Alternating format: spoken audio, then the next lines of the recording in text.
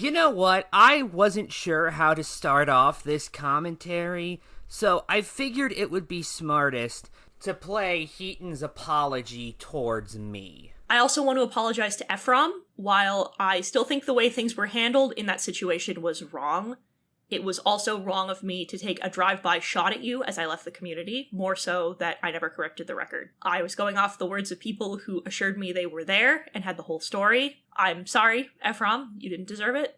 Should have been more thorough in my research of the situation and not acted out of immediate outrage. It was a fucked up thing to do, and I'm working on prioritizing my reactivity problems. Now, I wish to be clear that if Hiten is genuinely getting better regarding their issues, that is very commendable. I am not going to mock that or deride that in any way. The problem is, the events they're describing didn't happen. For those who don't know, Hiten is talking about a video they made called Goodbye SCC. They have since taken it down, however, a re-upload of it is available on YouTube. And in said video, they lob several criticisms my way, which I will get to. Now, the only person in that video they show any evidence is a source for me is Fractured Light. I know that wasn't their only source, however, to my knowledge, any other sources they've had have remained anonymous. Let's look at some of the DMs from Light that Hiten showed in that video and see if you notice what I notice. Yeah, when he found out I had, they said, next time you're gonna check with me if that's okay, something along those lines. I think V's inactive speedrun account, the fact Sigma Scott 4, Pokesonics Groomer, has a Snapchat, doll claiming Junkie told him and Laka about Spocter's flash drive, and nothing else to my memory, but that's only to memory. I think I told her. I'll double check. I think so. Like, if Ephraim found out I told her, I think he'd consider it a rule break, but I don't think he knows I did that. Light's messages were full of him saying that he personally did not know if what he was claiming to Hiten was 100% accurate. The idea that Light was saying that he had the full story was entirely incorrect. But okay, at the very least, Hiten apologized. I will give them that. In the same video where they insult the community I'm a part of and have been a part of for several years and have been constantly working to try and improve, before a minute passes, in the echo chamber that was the SCC, I had those beliefs confirmed and enabled by the people around me. Also, I just need to highlight this real quick. I realize now that this community has been full of hypocrisy and snakes from the very beginning. I believed that there were good people here and that we were worth the work, but I no longer believe that. You're sorry to me, but also the community I'm in is exclusively made up of bad people and snakes. Wouldn't that include me, by the way? Like, logically? For all of Susie's gripes with cancel culture, the Cloud Palace and the SCC as a whole were some of the biggest perpetrators of it. In what context exactly? Especially given you yourself covered a situation that was directly about people not cutting ties with somebody as abhorrent as the fucking Omega. Wouldn't a community obsessed with cancel culture also be one that kicks people like that out so fast that nobody would even consider hanging around with them, just based on what that term means? And I wish to be absolutely clear, I am not saying that Hiten cannot criticize the SCC. I'm confused as to why they would make such statements in a video where they're apologizing to, among others, somebody in the SCC, that being yours truly. And this video is full of accusations against a very good friend of mine, that being Lio Convoy. The claims are entirely unsubstantiated, by the way. Hiten shows absolutely no evidence for anything they say at any point in this video, truth be told. Seriously, the entire video is just Hiten talking over this image. Never once do they show any screenshots or any video clips or anything to actually back up what they are saying. And this wouldn't even bother me so much if it weren't for the fact that very serious claims were being thrown Lyo's way all throughout basically the entire last half hour of Hiten's video. And I want to be clear, when I say these claims are serious, I'm referring to Hiten saying Lyo falsely accused them of abuse and damaged their mental health in very severe ways. I am not even going to bother responding to these accusations against Lyo because regardless of what I personally think of them, there's just nothing to discuss. She says things that she alleges happened, but doesn't actually provide any proof for anything. None of this is even getting into the already established running point throughout this video that the SCC was just horribly toxic, and that's one of the main reasons why Hiten was like this, or at the very least the SCC enabled already existing toxic traits within them. Now, I'm not going to sit here and act like the SCC has always been perfect. No community has been. However, I want to point out real quick that two of the biggest community-wide callouts the past year, the ones done by Rin and Chuli, were specifically about Hiten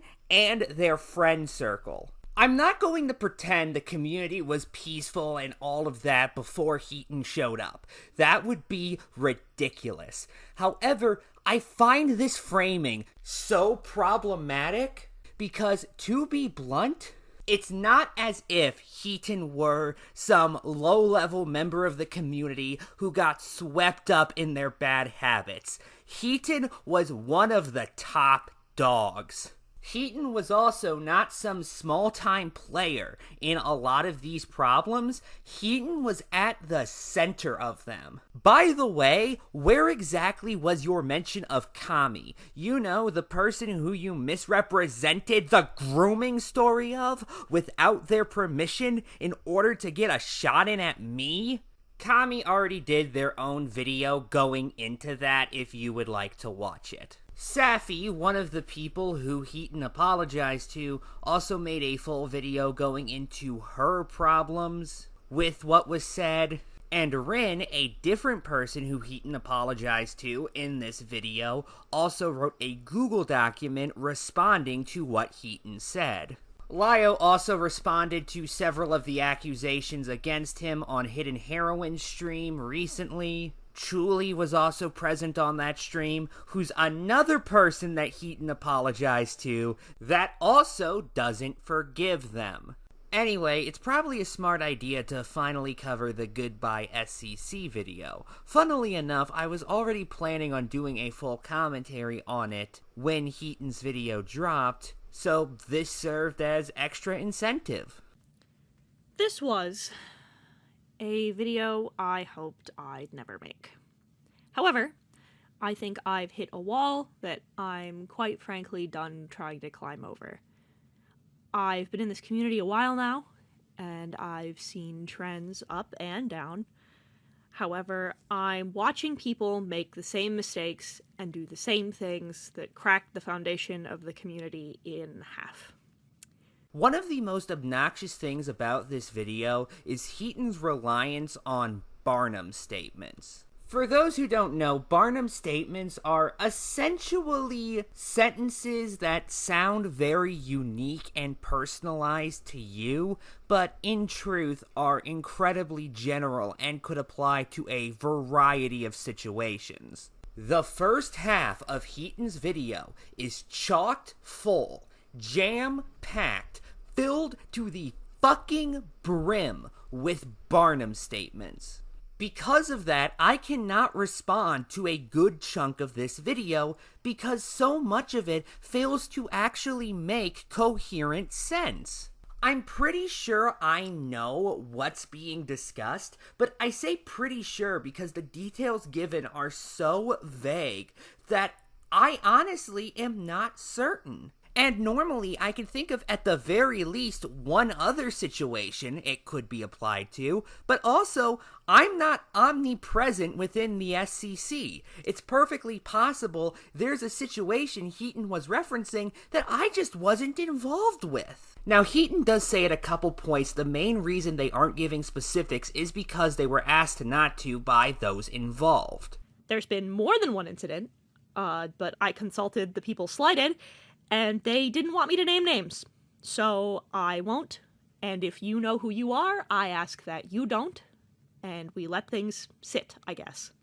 But if you're forced to keep things so general that it is genuinely impossible to figure out what you are talking about, then what the fuck was the point of vague posting like this in the first place? There's a few things to blame for this. The first is the bullheaded unwillingness the community has to stand up for one another. We are supposed to support and take care of one another, but in recent months and in multiple situations, y'all will claim support behind the scenes, but say nothing and do nothing when it counts. I think you're confusing the SCC with the North Atlantic Treaty Organization. Now, those guys actually do have an obligation to stand up for one another. But just to be 100% clear, people in the SCC are under no obligation to defend one another in the abstract. Now, I would argue there is an obligation to say things that are true and stand up for those being wrong, albeit I consider that more of a human value as opposed to an SCC one.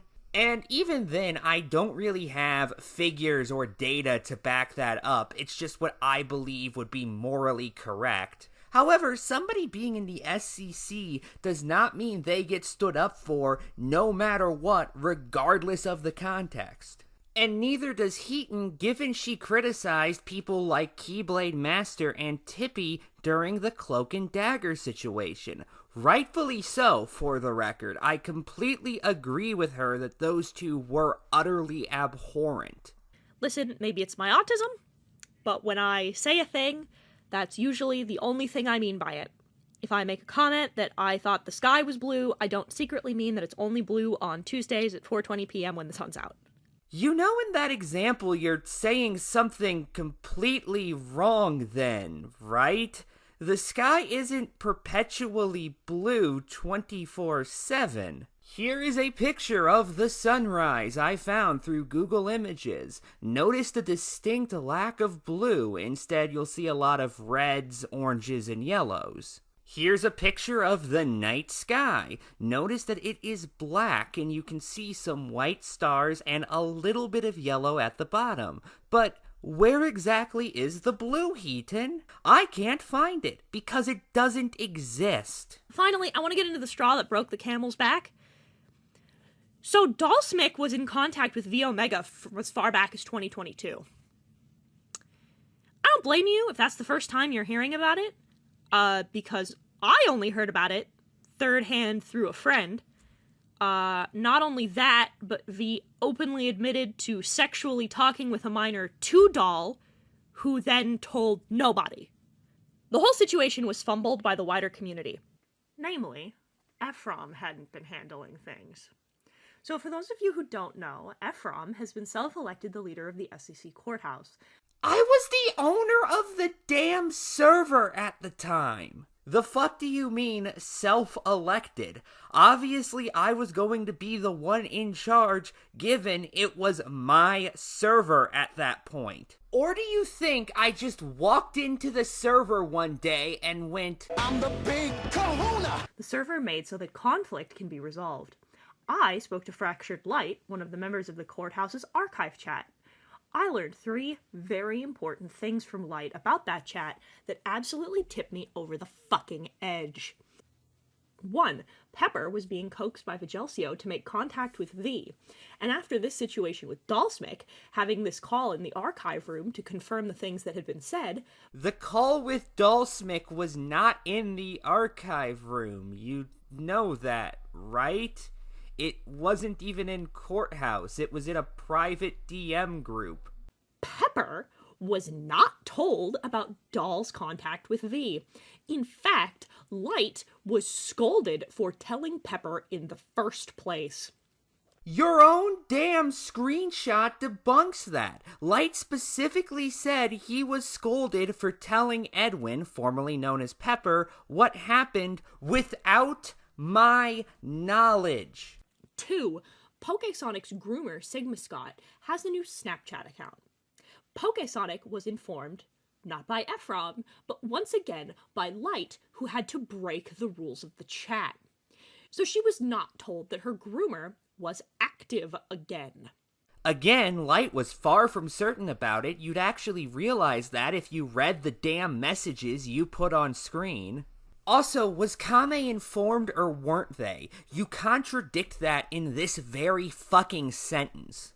3rd, and finally, this room, where all of these backroom dealings, dealing with predators and abusive people in the community, that room, nobody knew that it existed.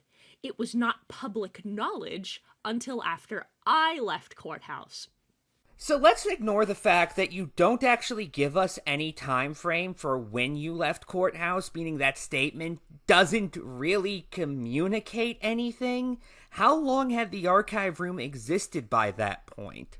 And furthermore, why wasn't it known to the public? I'm just going to say right now that I personally never attempted to keep the archive room a secret. And this is also what Light says. His exact words are, admittedly, I'd assumed everyone already knew about it, cause I did tell a few people like Erb, Liquid, and I think Emo about it.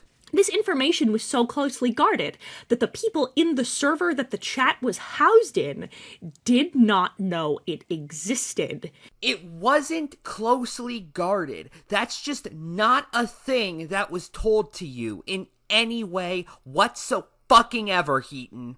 Going back to what Light actually fucking said, the problem was less that this information was kept away from the community and more that we perpetually underestimated how far said information was being spread. As the person who led the archive room, I can testify that was actually a rather massive problem. That's not even my only problem with this, by the way, because you remember how earlier Hiten got onto me for asking Light to let me know before they gave information found in the archive room to others? Yeah, one of the major reasons why that restriction was put in place is because as the leader, I do actually need to know what the general community knows before I can make decisions regarding serious matters. Namely, the server built to discuss dangers and conflict within the community. This is absolutely ridiculous, wildly inept behavior, and I cannot fucking believe the audacity to keep important information from victims and to keep the community in the dark about people that are active threats to its members. Neither Dull nor Sigma Scott were active threats to the SCC by that point, though. What in the ever-loving fuck are you going on about? Were they actively still engaging in their behaviors at the time among SCC members? Because, to my knowledge, Sigma Scott was not even really involved with SCC spaces starting years before the information about him being a predator came out. Similarly, if memory serves, although Dull had done abhorrent things years ago, trust me, I did an entire video blasting him. I know what his behavior was. But he wasn't actively engaging in that behavior at that time, to my knowledge at least. And even if he was, it's not like he was even in the fucking community anymore. He left after Cloak and Dagger.